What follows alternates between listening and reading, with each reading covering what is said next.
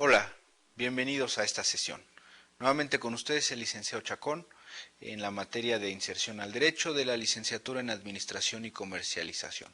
Continuamos con los temas de conceptos jurídicos fundamentales, al igual que la sesión pasada, seguíamos platicando, como en esta ocasión lo haremos también, acerca de esos conceptos de derecho que consideramos los juristas y cualquier persona en realidad como fundamentales.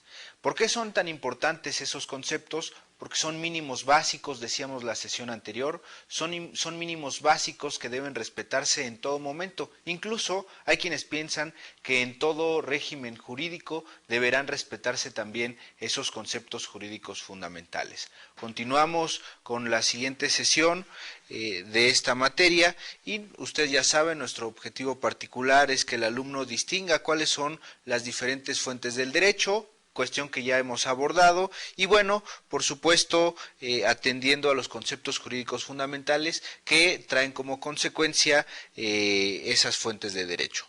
Y bueno, continuamos con Cosío, aquel jurista destacado que, bueno, entre sus innumerables obras tiene aquellas que mencionan los conceptos jurídicos fundamentales, que es materia de nuestro tema de esta sesión. Y bueno, para José Ramón Cosío, el hecho antecedente, el deber ser, la prestación, el obligado frente al pretensor y la no prestación y la sanción que se le impone al funcionario que no cumple o que no hace cumplir la norma es quizá lo más importante en los conceptos jurídicos fundamentales. Pero vamos a desmenuzar todos y cada uno de estos elementos. Primero, el hecho antecedente, que es el crisol del que emanan los conceptos jurídicos fundamentales. Le hablo de un crisol porque es precisamente la fuente, porque es precisamente el origen de ese concepto jurídico fundamental. ¿Cuáles son los conceptos jurídicos fundamentales? Bueno, hablamos de los mínimos de seguridad jurídica, los mínimos de igualdad, los mínimos de libertad. Hay personas que confunden los principios jurídicos o conceptos jurídicos fundamentales con los derechos básicos de la persona. No es lo mismo. Los derechos básicos de la persona, los derechos del individuo, por supuesto que son aquellos reconocidos por los derechos humanos a nivel internacional y en nuestro país, dentro de este territorio nacional, son reconocidos por las llamadas garantías individuales, que recoge 4 elementos: garantías de libertad, de seguridad jurídica, de libertad y de propiedad. Importantísimos para el mundo del derecho, pero que no tienen nada que ver con los conceptos jurídicos fundamentales. Quizá, para hacer una distinción, diremos que los conceptos jurídicos fundamentales son la base, son el origen para esos derechos fundamentales. No podrían existir esos derechos fundamentales sin estos conceptos jurídicos elementales, porque constituyen la base, constituyen el sustento de todo orden jurídico determinado en una población en una determinada, válgame la expresión, en una determinada región, en un orden jurídico cualquiera que éste sea. Bueno, llegamos al punto en donde Cosío habla del deber ser.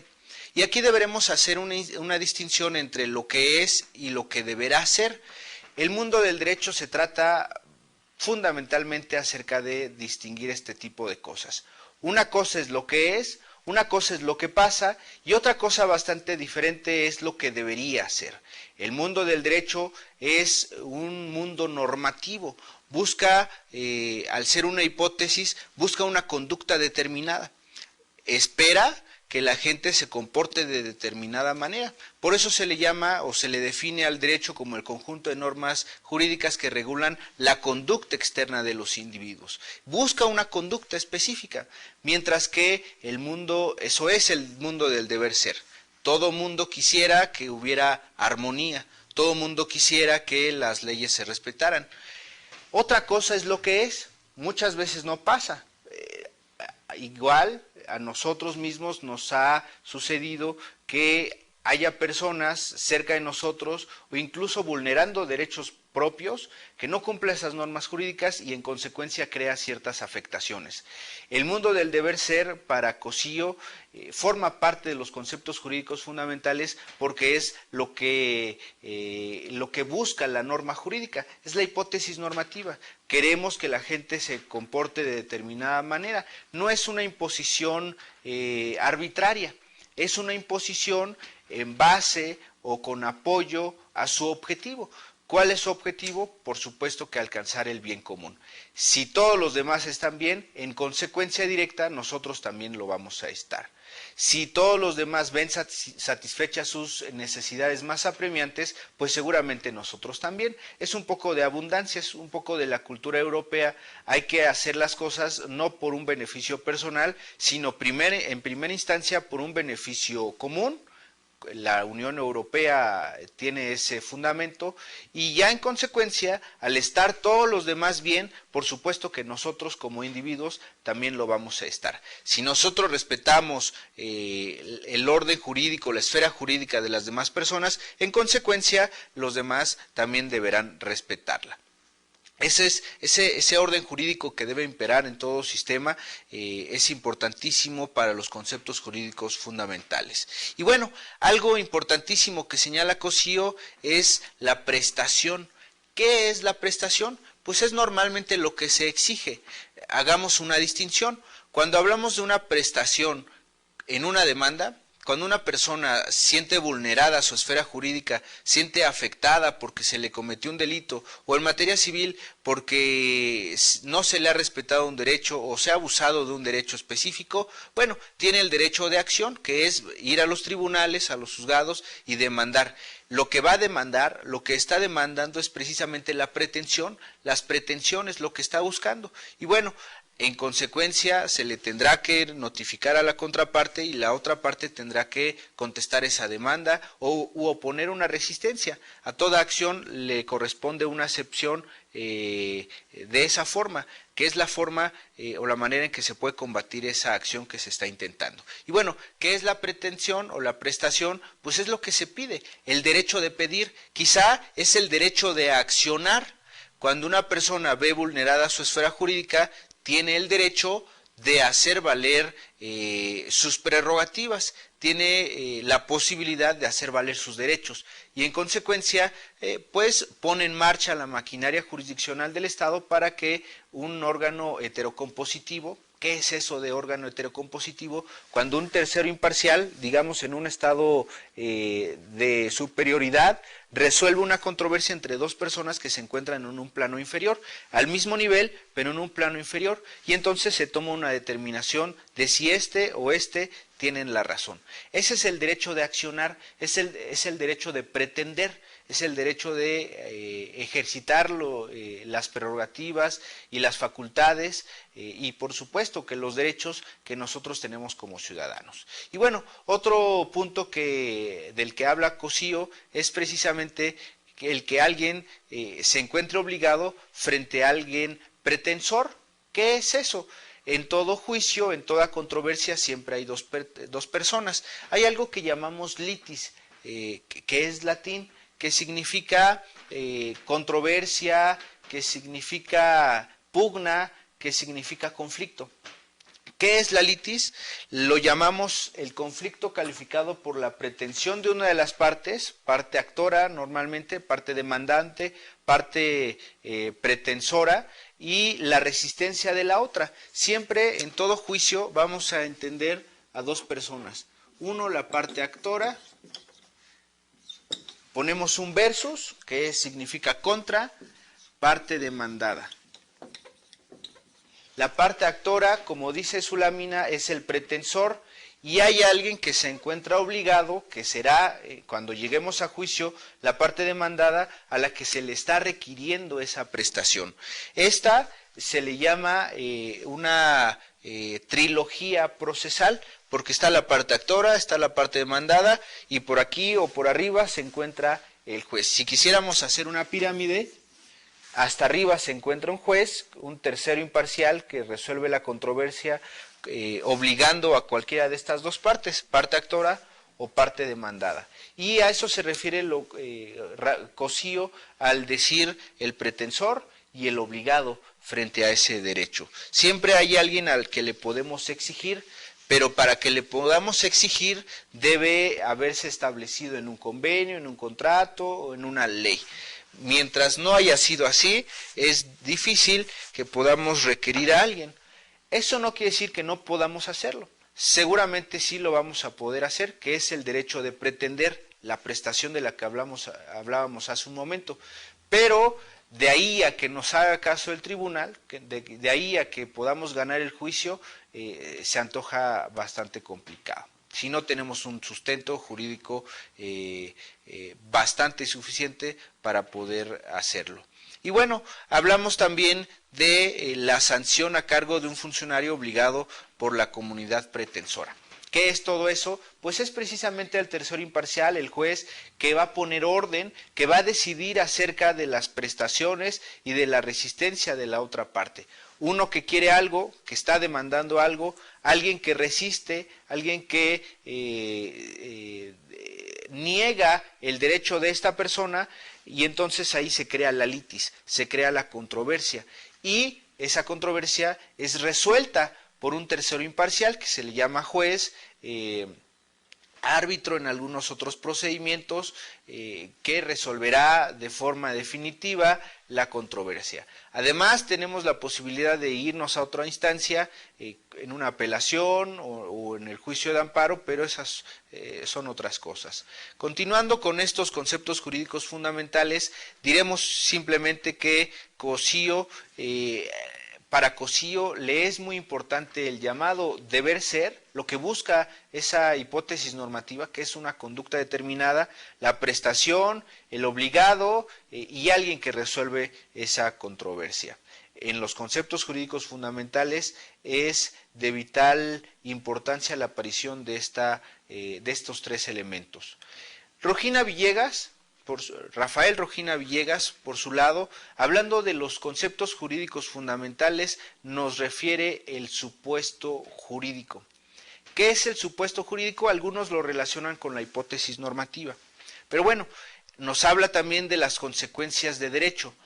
Todo acto, toda acción, todo hecho que hagan los seres humanos es susceptible de implicaciones o de consecuencias jurídicas.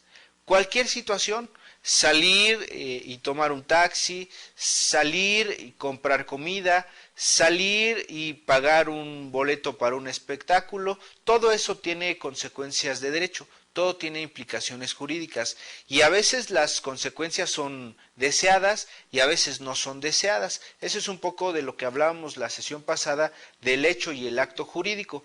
El acto jurídico se busca sus consecuencias de derecho y el hecho jurídico, a pesar de que no se busca, se dan las consecuencias de derecho. La diferencia radica, como lo comentábamos, en la voluntad de las partes o en la voluntad de la persona que esté actuando para efecto de tener consecuencias de derecho.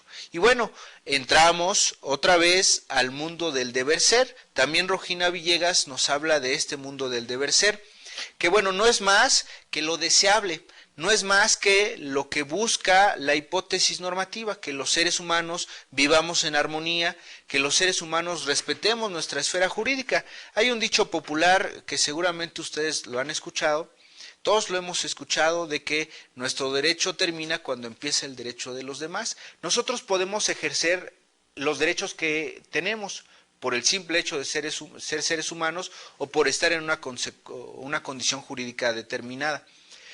Pero ese derecho de ejercer nuestras prerrogativas evidentemente termina cuando estemos conculcando, violando o perjudicando la esfera jurídica de alguna otra persona, sea persona física o sea persona moral, como las empresas.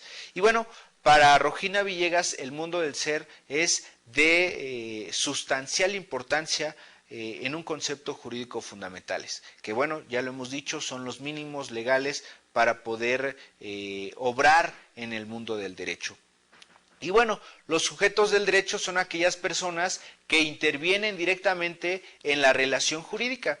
Normalmente, imagínense un contrato de compraventa. Bueno, los sujetos de derecho son el comprador, el vendedor, quizá los testigos, aunque ellos no se encuentran obligados, por el cual se pueden excluir, el comprador y el vendedor. En un contrato de arrendamiento, por ejemplo, ustedes a lo mejor lo han vivido, se da el arrendador y el arrendatario. Si se dan cuenta, les voy a dar una regla básica para que podamos entender quién es quién en cada uno de los contratos, y lo voy a anotar en el pizarrón. Por un lado tenemos el contrato de arrendamiento. Tenemos uno que se llama arrendador y otra persona que se llama arrendatario. Tomen mucho en cuenta esta terminación, porque ustedes seguramente se preguntarán qué hace cada uno de ellos. Por ejemplo, hay otro contrato que es el de comodato. ¿Qué es eso, el comodato?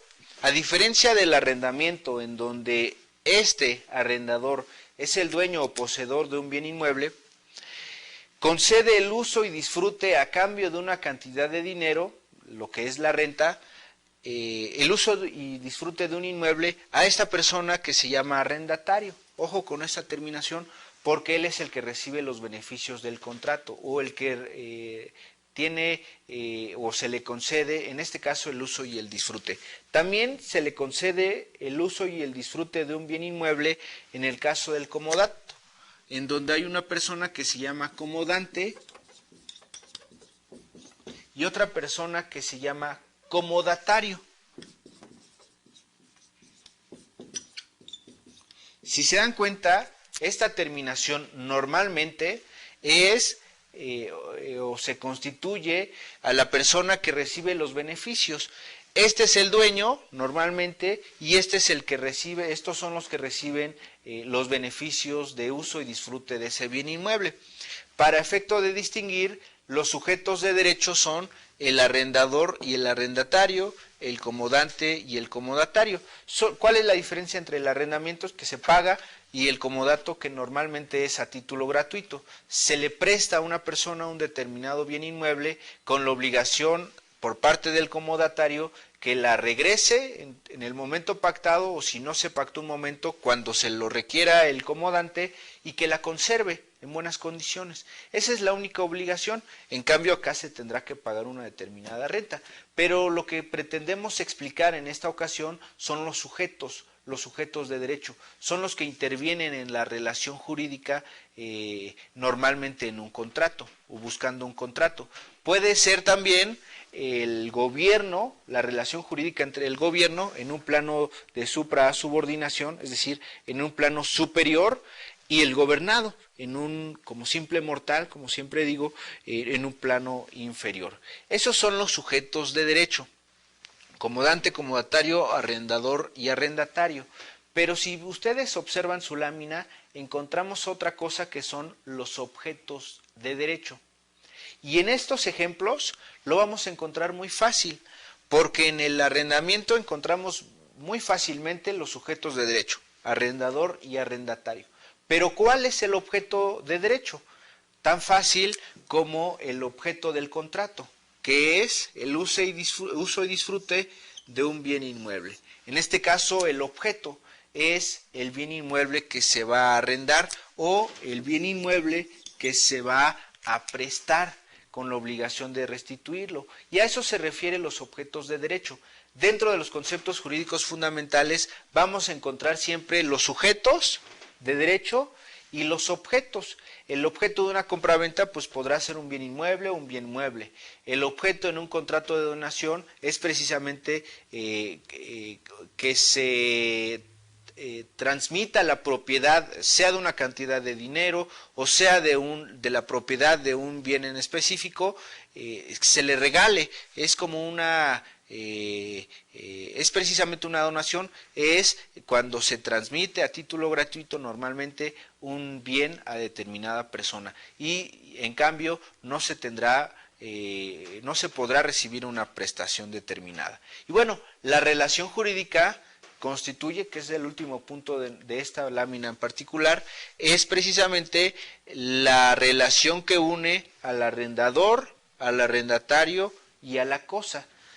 Es decir, o al comodante, comodatario y la cosa. La cosa es el objeto. Los sujetos, en su relación jurídica, precisamente engloban todo un acto jurídico. Forma parte, por supuesto, de los conceptos jurídicos fundamentales. Y entonces ahí está, sujetos, objeto y relación jurídica, que en materia civil, en materia mercantil, son importantísimos, sobre todo para todas aquellas personas, para todos aquellos nosotros que se dedican preponderantemente a la actividad comercial.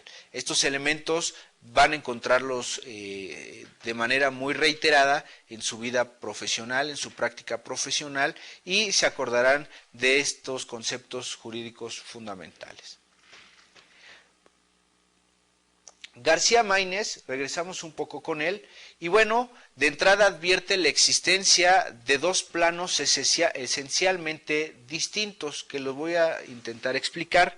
El plano puro del pensamiento jurídico, como lo pueden ustedes observar en su lámina, que nos dice que en este primer grupo está integrado por los conceptos lógicos, jurídicos fundamentales, en un momento lo explico, y otro el plano de la conducta normada, es decir, de la conducta pensada mediante el juicio normativo positivo, del que surgen por correlación otra serie de normas fundamentales. ¿Cómo podemos distinguir estas palabras a veces tan complicadas y tan rebuscadas del doctor García Maínez? En realidad, esos dos planos esencialmente distintos, el pensamiento jurídico y la conducta normada, hace una distinción entre lo general, entre todo el pensamiento jurídico universal, y lo que está como derecho positivo aplicado o traducido a una norma jurídica. Una cosa, por ejemplo, es la investigación que se haga en la materia, y otra cosa son los resultados del laboratorio. En materia de normas jurídicas, una cosa es el pensamiento jurídico de manera general, que son todos estos conceptos jurídicos fundamentales, y otra cosa son ya el elemento positivo normativo. ¿Qué es eso del elemento positivo normativo? Es traducir todos esos elementos o conceptos jurídicos fundamentales a una norma, a una ley, plasmarlos por el poder legislativo, que es el que crea las leyes, en unos artículos, en unos títulos, en unos libros, como lo es la Constitución Política de los Estados Unidos Mexicanos, el Código Civil, el Código Penal, el Código de Comercio, la Ley General de Títulos y Operaciones de Crédito, la Ley General de Sociedades Mercantiles, etcétera.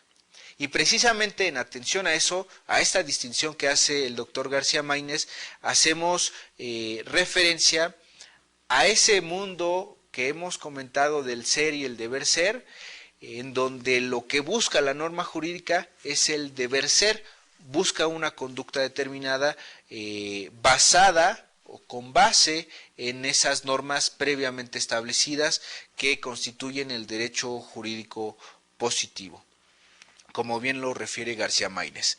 Continuando con nuestras láminas, para García Maínez, por lo que hace a los conceptos jurídicos fundamentales, existen también estos elementos: el supuesto de derecho, la sanción, el deber jurídico, la persona jurídica y los derechos subjetivos. Muchas cosas son similares a los otros autores. ¿Qué es lo que cambia? El supuesto de derecho no cambia. La sanción, quizá este elemento es el más importante de todos. Buscamos una conducta determinada, pero al buscar esa conducta determinada nos encontramos en una situación en donde hay personas que no cumplen de manera voluntaria. ¿Qué vamos a hacer en contra de esas personas que no cumplen la norma, que no respetan los derechos de los demás de manera voluntaria? Bueno, precisamente para eso está la autoridad, para eso están los órganos jurisdiccionales. Acuérdense que jurisdicción es resolver controversias con fuerza vinculativa, aplicando una norma general a un caso concreto y particular. Eso es lo que busca el derecho, es la aplicación, la administración de la justicia.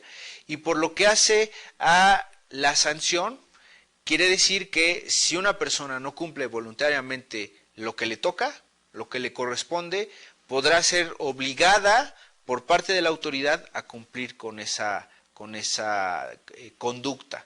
¿Cómo puede hacer cumplir las determinaciones el poder, el gobierno?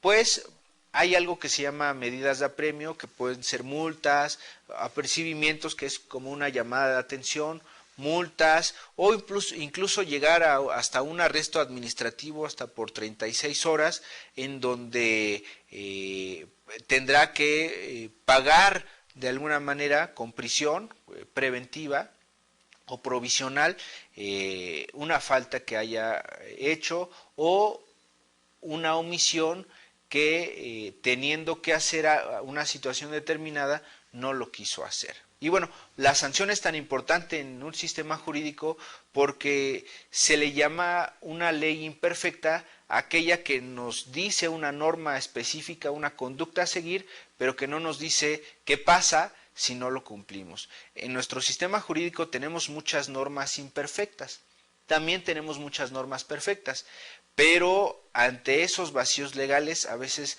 nos encontramos en un grave conflicto.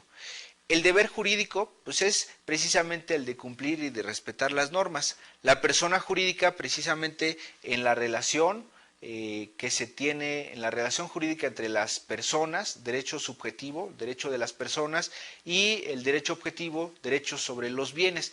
Es la relación que tienen, por ejemplo, en el caso del comodato o del arrendamiento, la relación que tienen el objeto, la casa, el inmueble, con las personas, con el comodante, con el comodatario, con el arrendador y el arrendatario. Y por otro lado, los derechos subjetivos. ¿Qué son los derechos subjetivos? Son aquellos que son inherentes a la persona, haciendo la distinción, que ya la habíamos comentado en otra sesión, entre los derechos objetivos y los derechos subjetivos. Simplemente diremos que los derechos objetivos es el conjunto, el cúmulo de ordenamientos jurídicos, y los derechos subjetivos son aquellos ordenamientos jurídicos, artículos precisos que se aplican a una persona determinada. Son los derechos inherentes a un sujeto, por eso se llama subjetivos, o a un ente jurídico determinado. Y bueno, continuando con nuestro tema, en las láminas podemos observar precisamente a Stambler. Según su teoría, se deduce que los conceptos jurídicos fundamentales permiten hacer de lo que él llama jurisprudencia, que lo expliqué la sesión anterior o sesiones anteriores, que es el conjunto de determinaciones, 5 en realidad, 5 determinaciones en el mismo sentido que hacen los tribunales federales de nuestro país, son 5 resoluciones en el mismo sentido sin que haya ninguna otra contradictoria. Eso es la jurisprudencia, una auténtica ciencia, ya que por medio de ellos se puede concebir desde un punto de vista unitario el material desordenado y múltiple integrado por las normas de derecho constitutivas de cualquier ordenamiento jurídico. Y se los traduzco yo. ¿Qué es todo esto? Hablamos de un orden jurídico establecido y hablamos de una ciencia que busca estudiar o respaldar esos conceptos jurídicos fundamentales. Y bueno, hablando de ese ordenamiento que puede encontrarse de manera dispersa, debe haber una ciencia, normalmente la jurisprudencia o la doctrina, que son fuentes del derecho como lo explicamos anteriormente, que nos dice y que suple esos vacíos legales. De alguna manera actualiza o de alguna manera explica o subsana los vacíos legales, las vacuidades legales que se le llaman, explicando, detallando o señalando aquellas cosas que se le pasaron al legislador y que en consecuencia, para no dejar en estado de indefensión a las personas y para no estar en un estado de incertidumbre, lo suple con la doctrina, con la jurisprudencia sobre todo. Y bueno, por supuesto que en todo ordenamiento jurídico deben estar vigentes todas esas formas de suplir los errores del legislador. Si el legislador se equivoca, bueno, no debe perjudicar o no debería perjudicar a las personas. Por lo tanto, encontramos lo que es la jurisprudencia y las demás fuentes formales del derecho. Sabemos que hay muchos tipos de fuentes, pero las formales, la doctrina, la ley, la jurisprudencia, son las más importantes. Y bueno, esto es lo que dice Rodolfo Stambler. El tema 2.3, por su lado, el supuesto normativo, las consecuencias de derecho y las relaciones jurídicas, es de vital importancia para esta materia. Ustedes dirán, bueno, ¿para qué nos sirven todas estas cuestiones teóricas? Si no las entendemos de una manera clara, cuando apliquemos las normas, vamos a tener una incertidumbre grande. ¿Por qué? Porque si no encontramos los elementos básicos que integran a la norma, nunca vamos a poder entender la norma. El supuesto normativo, por su lado, nos referimos a un supuesto como un hecho que produce un efecto normativo. Es una situación, un acontecimiento, aquí hablamos de un hecho, no es buscado por las personas, que tiene un efecto jurídico.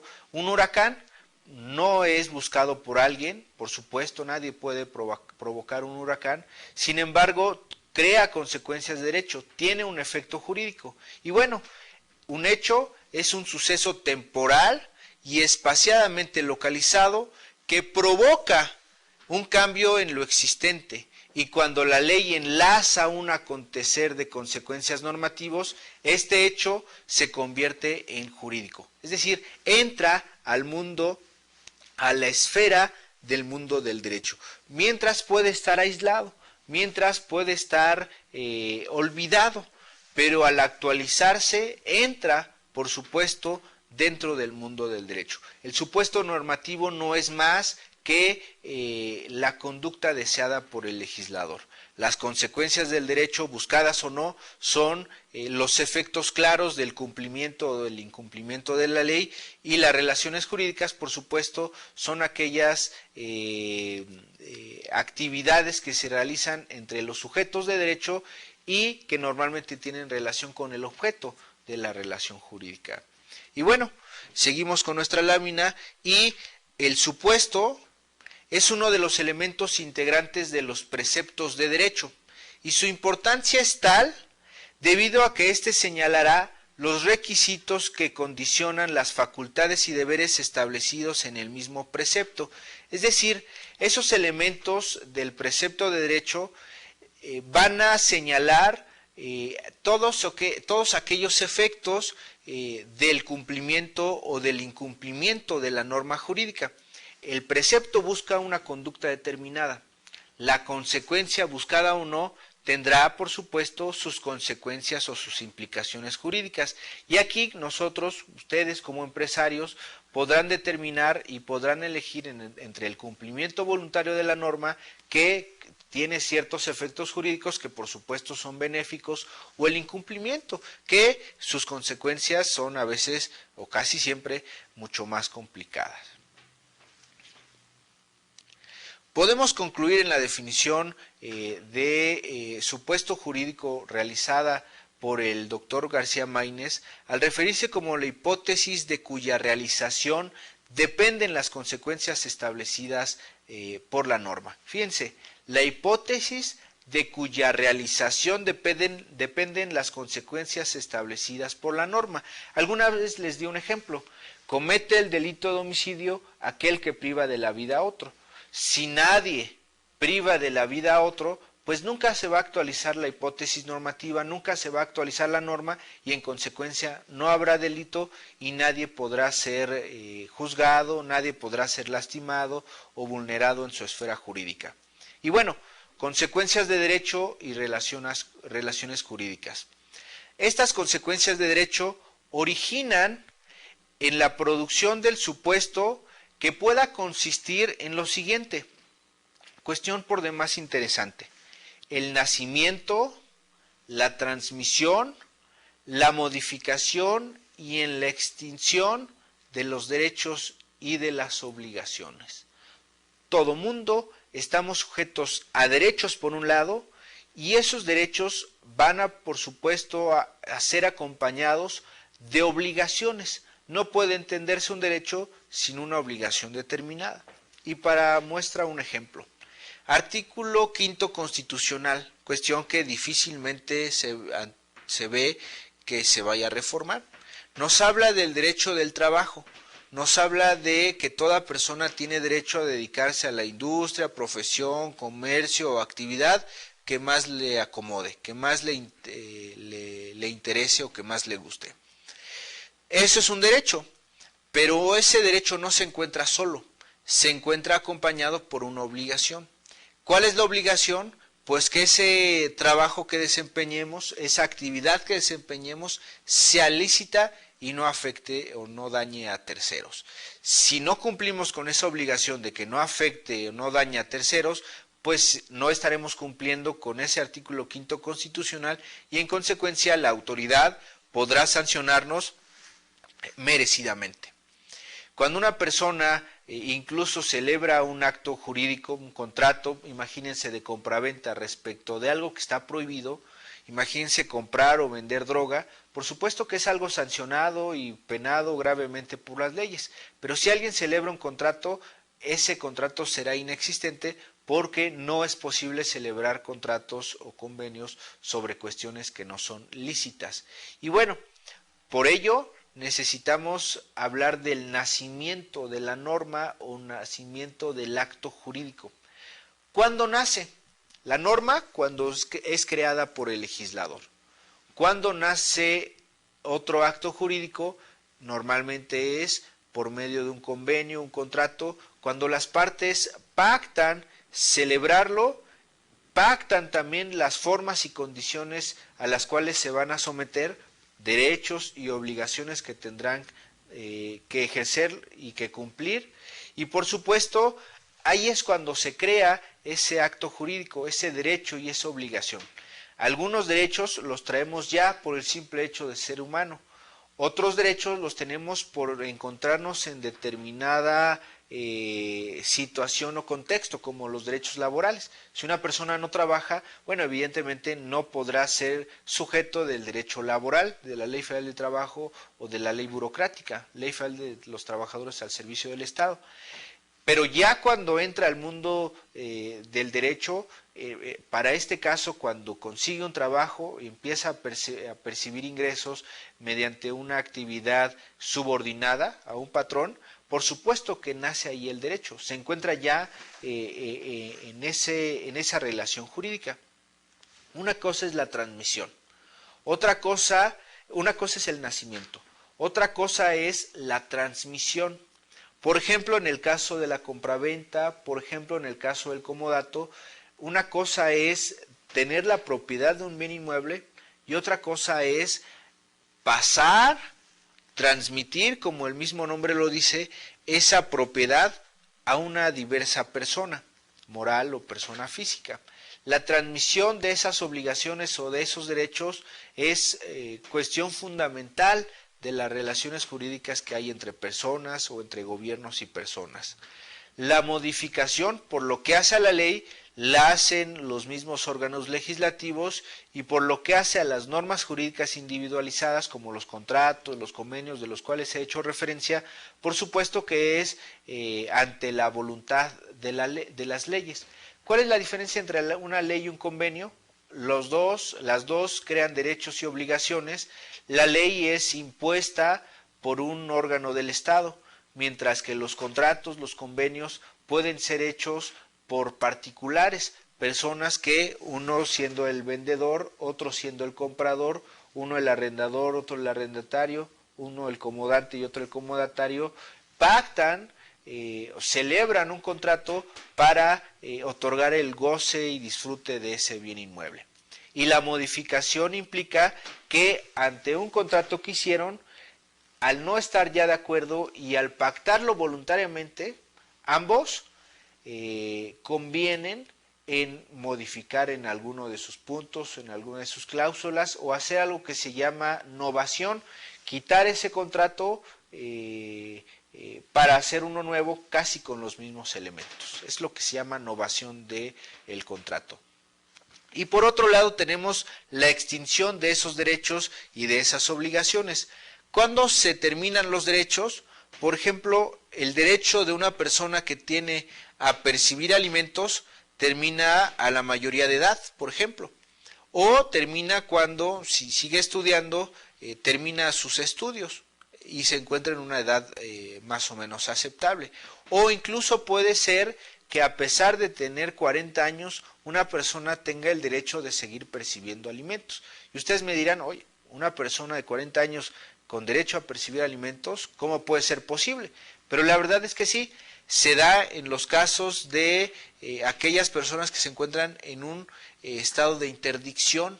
¿Qué es eso? Un estado de incapacidad que lo hace incapaz, lo hace poco apto para celebrar relaciones jurídicas y en consecuencia los menores o los incapaces no pueden celebrar actos jurídicos y entonces, bueno, su derecho nunca va a terminar. Para aquellos casos en donde sí termina, por supuesto que los derechos y las obligaciones están sujetos siempre al acto jurídico que se esté realizando. Por ejemplo, hay otra cosa que se llama prescripción positiva o usucapión. ¿Qué es todo eso? Es cuando una persona adquiere la propiedad por la simple posesión material del bien, que es por el simple paso del tiempo, acreditando la calidad de dueño, acreditando la posesión pública, pacífica y continua, puede adquirir, puede prescribir para sí un bien inmueble. También hay la prescripción negativa, que es cuando se extinguen los derechos o se extinguen las obligaciones por el simple paso del tiempo. Después de que pasan 20 años y no me requieren y no me demandan, pues puedo yo solicitarle al tribunal que se declare la prescripción negativa de esa obligación y entonces en consecuencia liberarme de cualquier responsabilidad. Y bueno, para García Maínez es importantísimo entender esto del nacimiento, la transmisión, la modificación y la extinción de los derechos y obligaciones, que para los conceptos jurídicos fundamentales resultan de vital y sustancial importancia, porque forman, como lo he dicho anteriormente, la base, el sustento de todo el ordenamiento jurídico que persiste en nuestro país. Por otro lado, un punto primordial, podemos revisar su lámina, es que se destaca la existencia de la norma o se destaca que la existencia de la norma no va a determinar el hecho de la realización del supuesto. ¿Qué quiere decir esto? La existencia de esa norma jurídica no determina la realización, son solamente hipótesis, se buscan ciertas conductas, pero depende de los individuos, de nosotros mismos, decidir si la cumplimos o si no la cumplimos. Si la cumplimos traerá un cierto efecto, si no la cumplimos traerá un efecto totalmente contradictorio. Pero lo decidimos nosotros, no es un hecho que al estar en una ley se tenga que hacer así. Debería, acuérdense del deber ser, debería, porque esa es la conducta deseada, esa es la conducta buscada, pero es de las personas en atención a su libre albedrío decidir si la cumplen o si no la cumplen. Por supuesto que lo más recomendable es siempre cumplir con todo aquello que nos toca. Decía Belisario Domínguez que todo mexicano haga lo que le corresponde y la patria estará salvada. Por supuesto que bastante importante frase y podríamos aplicarlo a nuestro propio trabajo. Otra cosa que podemos revisar en su lámina es lo siguiente. Sin embargo, sigamos leyendo, podemos hablar de que cuando existe una realización del supuesto, existe un enlace y por tanto la producción de consecuencias jurídicas. Existe la realización o la actualización de la hipótesis, traerá como consecuencia directa un resultado esperado o no esperado. Como en la siguiente hipótesis, en donde se realiza el supuesto jurídico, es de vital importancia distinguir los siguientes elementos. El supuesto jurídico como la simple hipótesis de que se realice o no. Nosotros, la ley, no decide si se va a realizar o si no se va a realizar, simplemente da una hipótesis normativa, busca una conducta determinada, pero es el propio individuo el que tiene la intención de cumplir o de no cumplir con esa hipótesis normativa. Y bueno, la realización de este supuesto implica dos cosas importantes. Uno, la actualización de las consecuencias de derecho, es decir, la aplicación, la puesta en práctica de esas consecuencias de derecho. Y por otro lado, número dos, la realización o no de las consecuencias jurídicas, que es el cumplimiento. Uno, si se actualizan las consecuencias, los efectos del derecho, y otro, si se cumple con esa norma, traerá otros efectos jurídicos. Y bueno, continuando con esto, simplemente diremos que los supuestos jurídicos se dividen en dos: los supuestos jurídicos simples, que se refieren a aquellos que únicamente competen o componen una sola hipótesis, y dos, los supuestos jurídicos complejos, aquellos que se componen de dos o más supuestos jurídicos. ¿Cómo podemos explicar todo este tipo de cosas? Simplemente determinar que la relación jurídica de las personas es tan trascendental para el mundo del derecho que la implicación del cumplimiento de una norma o del incumplimiento de una norma hará menester el estar al pendiente de esa hipótesis normativa, que lo que busca es precisamente una conducta. Si esa conducta no se cumple, bueno, tendremos el derecho de accionar, tendremos el derecho, si es que se encuentra vulnerada nuestra esfera jurídica, tenemos el derecho de hacerla valer. Y en consecuencia, un órgano jurisdiccional, una autoridad competente, nos dará o no la razón. Y entonces obligará, en uso de su facultad, de exigir, de buscar en todo momento que a pesar del incumplimiento voluntario, esa persona lo haga, esa persona lo cumpla. Y bueno, en todas nuestras relaciones jurídicas nosotros podemos estar al pendiente de la norma y del cumplimiento o el respeto de las demás personas de esta norma.